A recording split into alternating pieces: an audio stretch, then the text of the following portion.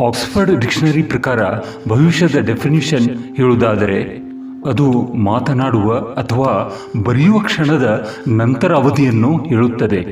ಭೂತಕಾಲದ definition ಹೇಳುವುದಾದರೆ ಮಾತನಾಡುವ ಅಥವಾ ಬರೆಯುವ ಕ್ಷಣದ ಮೊದಲಿನ ಸಮಯವನ್ನು ಹೇಳುತ್ತದೆ.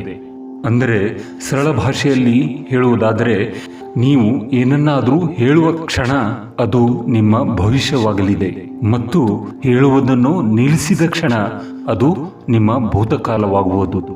ಹೆಚ್ಚಿನ ಜನರು ಹೊಸ ಭವಿಷ್ಯವನ್ನು ರಚನೆ ಮಾಡುವುದೇ ಇಲ್ಲ. ಪ್ರತಿದಿನ ಹಳೆಯ ರಾಗವನ್ನೇ ರಿಪೀಟ್ ಮಾಡುವುದರಿಂದ ಹಳೆಯದನ್ನೇ ರಚಿಸುತ್ತಾರೆ. ಆದ್ದರಿಂದ ಅವರ ಭವಿಷ್ಯವು ಮತ್ತೆ ಮತ್ತೆ ಅದೇ ಕಥೆಯಾಗುತ್ತದೆ. ನಾನು ಕೋಟ್ಯಾಧಿಪತಿ ಆಗಲು ಬಯಸುತ್ತೇನೆ ಎಂದು ನೀವು ಹೇಳಬಹುದು.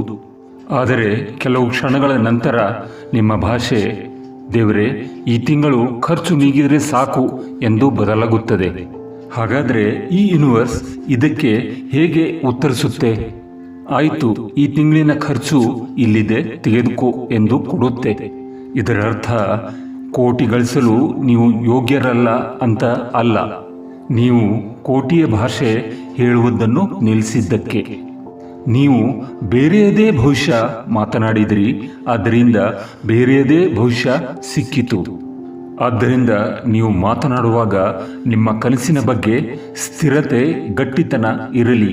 ಇದೇ ನಿಮ್ಮ ಭವಿಷ್ಯವಾಗಲಿದೆ.